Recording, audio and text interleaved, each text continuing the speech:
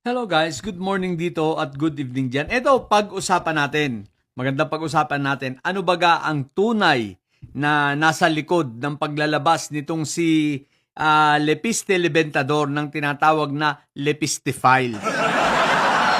Or yung Cabral Files, no? Pero hindi natin pwede tawagin Cabral to. Lepiste lang to kasi galing na lang sa kanya yon at the same time, mukhang fabricated na.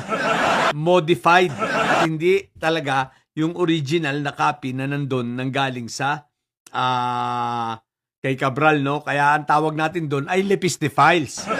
Sapagkat hindi naman na ma-authenticate at hindi na sasabi kung totoo ba ito, kung laman ito or hindi. Pero ang maliwanag, fabricated, okay? So guys, ito yon. Itong si Lepiste kasi, di ba, pinagmumulta nga ng 24 billion ng DOE dahil sa kanyang non-compliance, non-performance, at wala, talagang halos zero output dun sa kontrata na nakakuha niya para sa kanyang prangkisa about sa sa development ng solar energy. Ang kontratang ito guys, 43 pero out of 43 32 rito ay tinerminate na ng DOE dahil nga sa walang resulta, no? At ang kontratang ito nagsimula noong 2019. Early 2021 pa, binibigyan na ng iba't ibang memo o kino-call out ng attention ng kumpanya nitong si Lepiste nga, no? Pero wala siyang response. Wala silang pakialam at hindi sila sumasagot sa mga call out ng DOE. For everyone's information nga pala ang kumpanyang ito ni Lepiste ay hindi po corporation kundi sole proprietor. Ibig sabihin, solo niyang pagmamayari. At ito ay sa palagay ko ay isa sa dahilan kaya hindi niya na-manage at pumalpak ang kanyang mga pagtatrabaho o ang hindi siya nakapagbigay ng output kasi nga wala naman tong alam sa management. Wala tong alam sa corporate ni hindi nakapagtrabaho sa corporate, binigyan ng ganong kalaking responsibility. At take note grabe, masyado itong pinagpala at wonder boy. Marahil dahil sa connection niya at sa sa sulsul ng kanyang nanay at sa backup ng kanyang nanay na nung panahong yun, senador at parang nasa appropriation yata. Pero guys, bakit ko sinabing napakaswerte nito? Aba, Wonderboy, isipin mo siya lamang naman ang nabigyan ng kontrata ng prangkisa na para sa buong Pilipinas. Ang Meralco nga, hindi niya nakuha ang buong Pilipinas. Luzon lang siya Ang Aboitiz nga, meron lang sa prangkisa sa Visayas tsaka sa Davao City. Diba? Sa Cebu, yung MECO tsaka VECO. Mga kuryente to Pero itong kay Lepiste, bagong-bagong na kumpanya, nabigyan ng prangkisa for 25 years sa buong Pilipinas. So doon pa lang, something's fishy na, no? Kaya ang resulta, wala.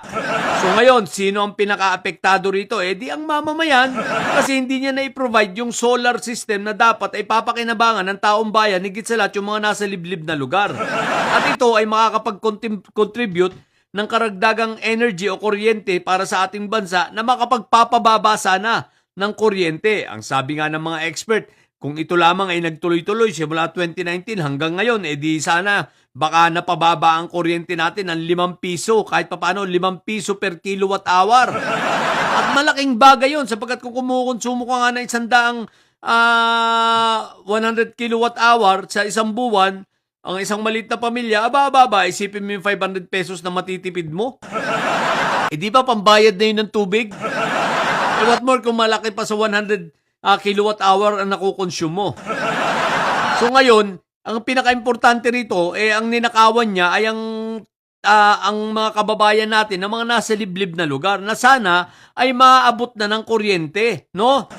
Hindi lang basta kuryente, murang kuryente dahil sa programang ito sana ng gobyerno na, alam nyo naman, sinindikato. Pero guys, ito ang tunay na nasa likod niyan.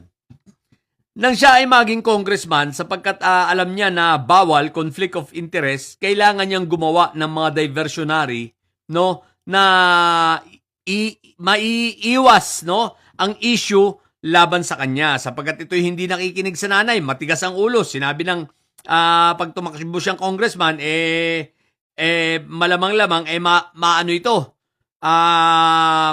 mausisa dahil conflict of interest nga. Ayaw makinig, di ba? So, tuloy-tuloy. Ngayon, eto na nga, para mapagtakpan at hindi mabisto ang kanyang mga kalokohan dito sa kanyang franchise na ibinigay ng gobyerno, itong solar, ang ginawa niya, humanap siya ng panakip at kumapit siya dito sa Sayad siblings at nagpadala siya.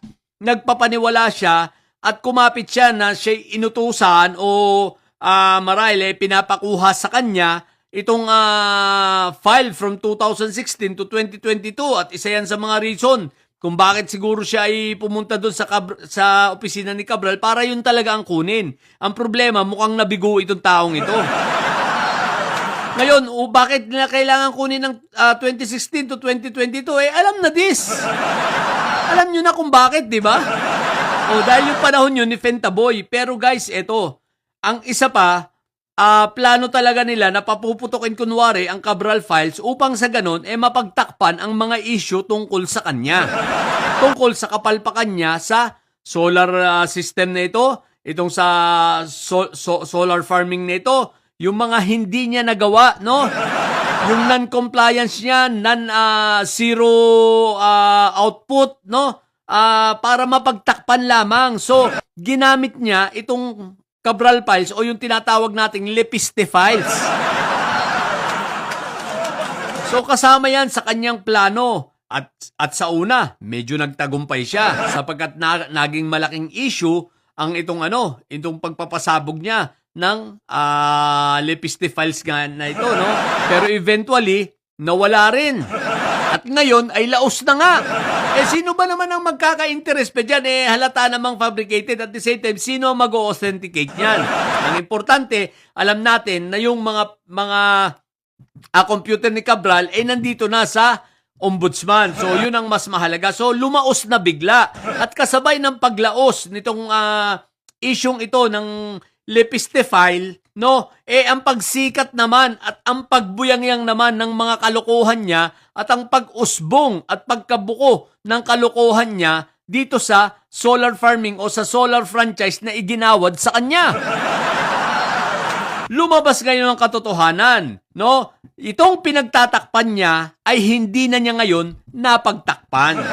At dahil dyan, galit na galit itong si Lepiste at gagawin ang lahat at isa sa mga galit niya, no, ang napagtuunan ay si Attorney Claire Castro, which is iko-content ko sa ibang araw yan. So, dito niya ibinabaling ngayon.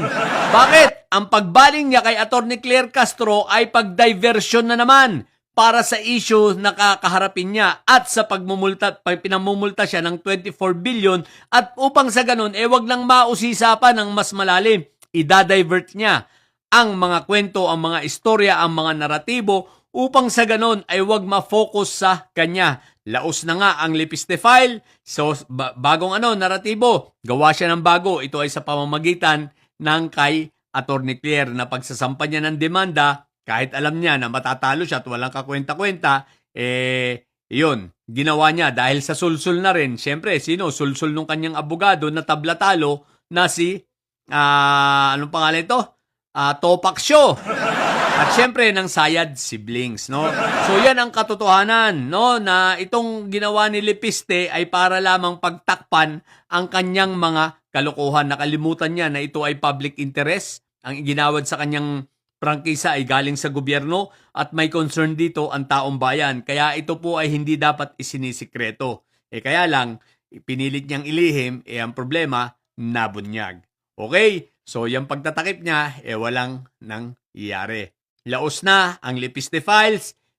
Focus siya ngayon kay Attorney Claire at tingnan pa natin kung ano ang gagawin niya sa mga susunod na araw. Okay? So, yun lang. Sa mga bobong didilis na may mga sayad dyan, ang tatay nyo ay karton. Natili kayong may sayad sapat ang may sayad ay laging high blood. Bye!